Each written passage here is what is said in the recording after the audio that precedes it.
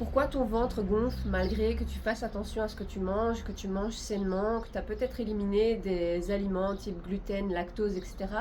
Tu continues d'avoir des ballonnements et tu remarques que ces ballonnements se passent davantage proche de ta période menstruelle, de cet événement que sont les menstruations. Tout d'abord, je tiens à me présenter, donc je suis Lorena, consultante en santé féminine et hormonale, et à travers ces contenus et ce protocole de 7 jours, tu vas pouvoir découvrir ce que la santé hormonale, qu'est-ce que le cycle féminin, quelle hygiène de vie correspond davantage au corps de la femme. Et ici, j'aimerais que tu prêtes attention justement à ce que tu ressens. Parce qu'effectivement, malgré que tu fais attention à ce que tu manges, tu remarques que les ballonnements sont là.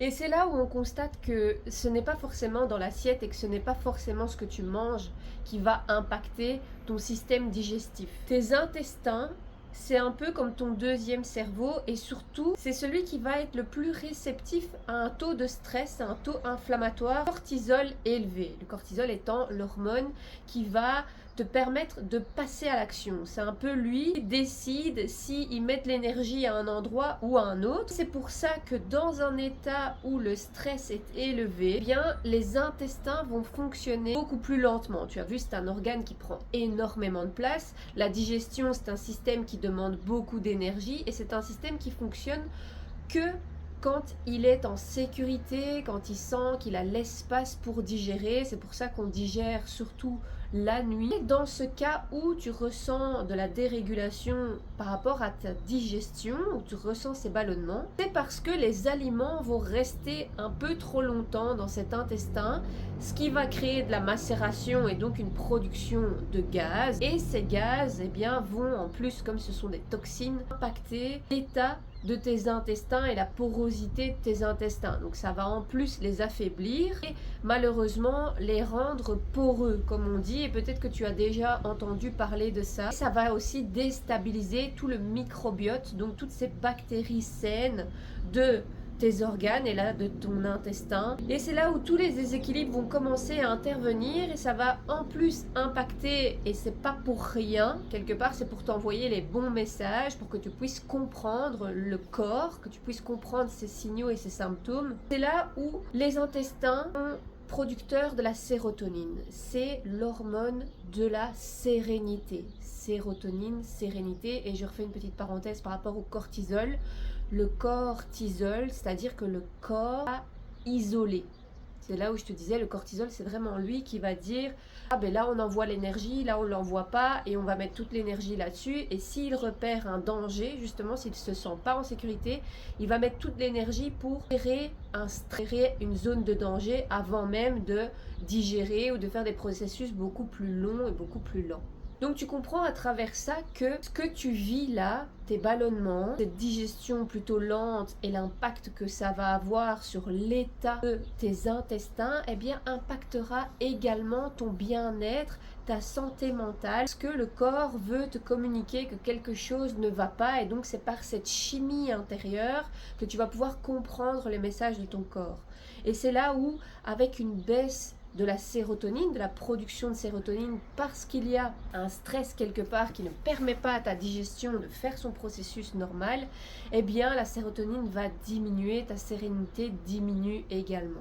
Maintenant, à voir qu'est-ce qu'il s'agit de faire dans ce cas, et c'est ce que tu peux expérimenter à travers ce protocole de 7 jours, c'est déjà prendre davantage conscience de ce que tu manges, non pas pour te restreindre et te contrôler tout ça et donc te mettre la pression, mais plutôt prendre que la digestion, manger, ça se fait avec un esprit sain, de la confiance et surtout en régulant à l'avance. Parce qu'on a des rythmes de vie qui sont stressants, on a des environnements qui stressent notre système hormonal. Rien que le fait de scroller par exemple, notre cerveau ne fait pas la distinction et la différence entre la réalité et l'imaginaire.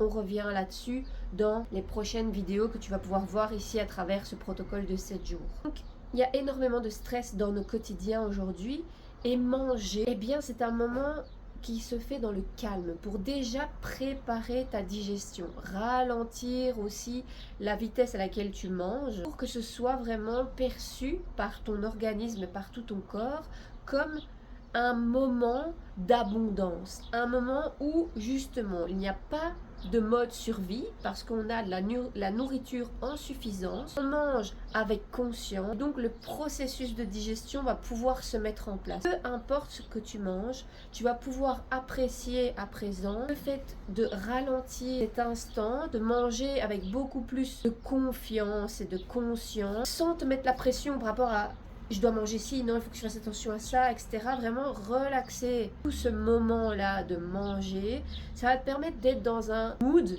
sécure et d'activer du coup cette digestion. Et tu verras que les ballonnements vont diminuer, peu importe ce que tu mets dans ton assiette.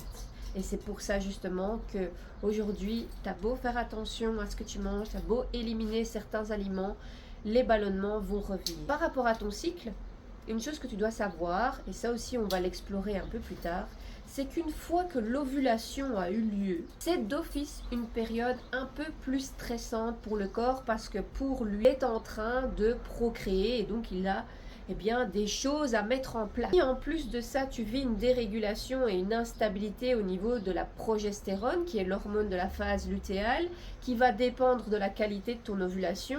C'est un stress aussi pour ton corps qui n'arrive pas à maintenir potentiellement un processus normal. Donc, tu vois, tout ça, c'est vraiment des choses à prendre en considération et c'est ce qui va impacter tous les piliers de ta santé, toute ton hygiène de vie. Donc vraiment, je t'invite à réaliser ce protocole sur 7 jours où on va agir sur tous ces piliers pour que tu retrouves et que tu ressentes un meilleur équilibre et enfin sortir de cette survie hormonale, revenir sur quelque chose où toute ton hygiène de vie ça va s'améliorer. À très vite.